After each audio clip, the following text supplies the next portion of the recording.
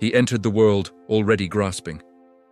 As Jacob was born, his hand reached out and closed around his brother's heel, as if refusing to arrive second. It was a small gesture, almost unnoticed, yet it carried the shape of the life that would follow. A life marked by struggle, by striving, by a hunger to take what lay just beyond his reach. Jacob grew up in the shadow of his brother Esau.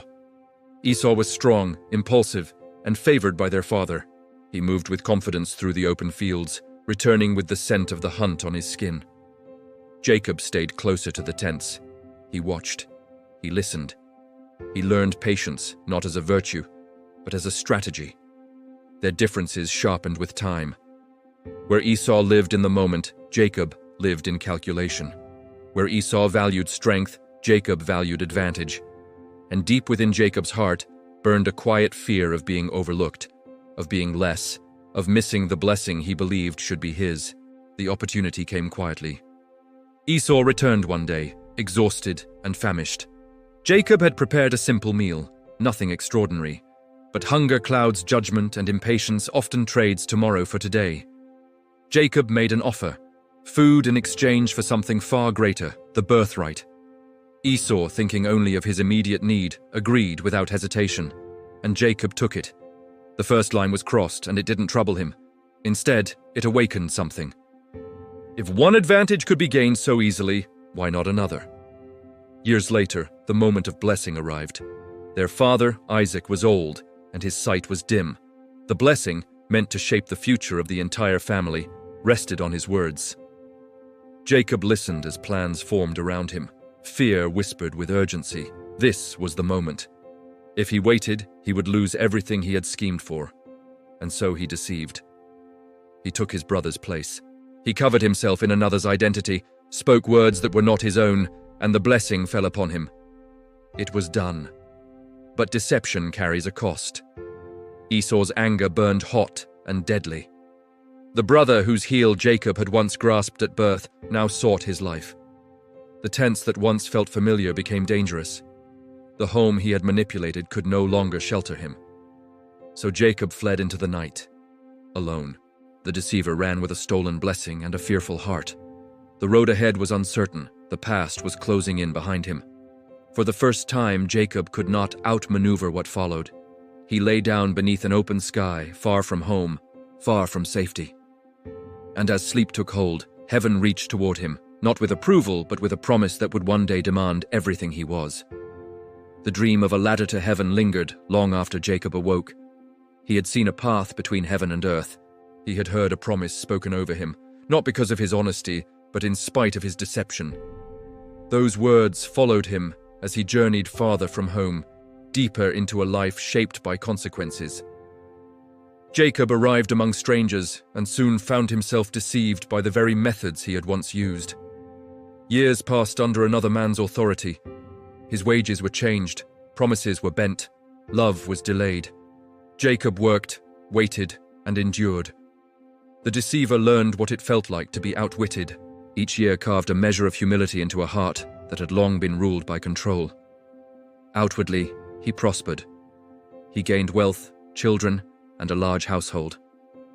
Inwardly, however, a deep unrest remained. The blessing he had taken by force did not bring him peace. The promise he had received in the dream felt distant, heavy, unfinished. And then, the past returned. Jacob heard that Esau was coming to meet him. Not alone, but with 400 men.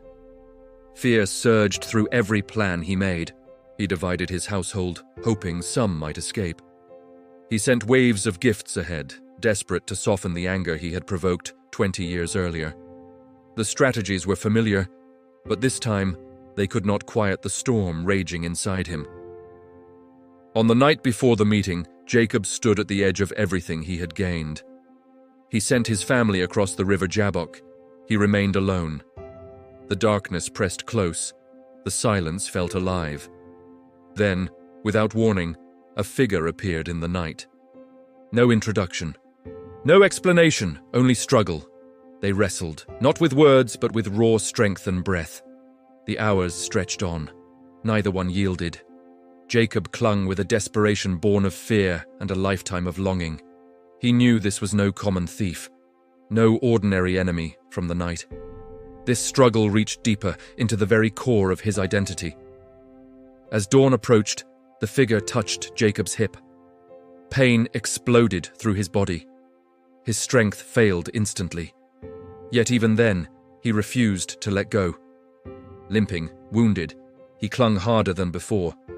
"I will not let you go," he gasped, "unless you bless me." The question came back in the growing light. "What is your name?" It was not a request for information. It was a demand for truth. In that moment, all pretense fell away. He spoke the name that had defined his life of scheming, Jacob. The supplanter, the deceiver. That confession changed everything. He was given a new name, Israel. A name born not from grasping, but from struggle. A name that marked him as a man who had wrestled with God and with men and had endured.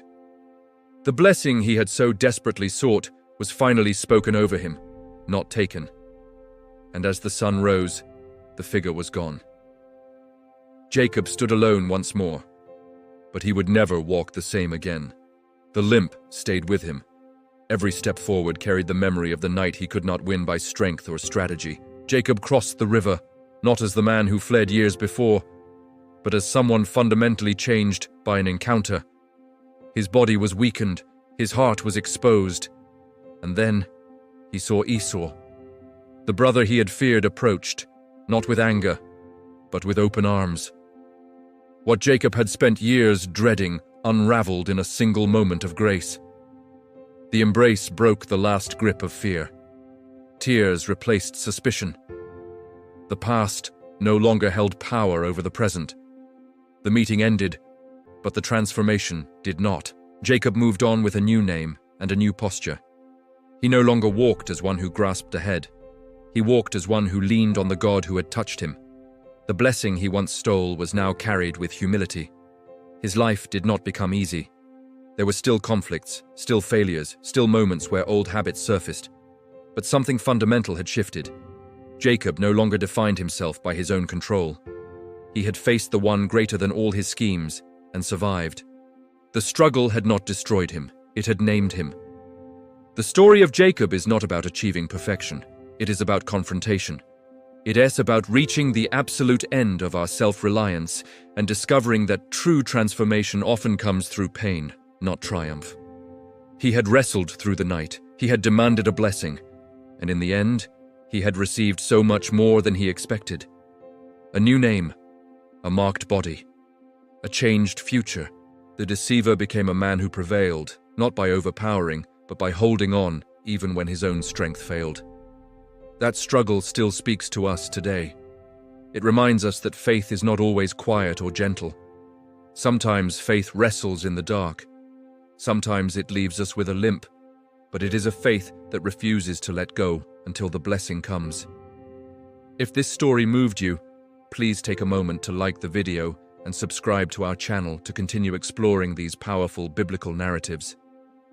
And we'd love to hear from you, so leave a comment below, sharing which biblical story you would like to hear next. The night of struggle ended at dawn, but the journey of transformation continued for a lifetime.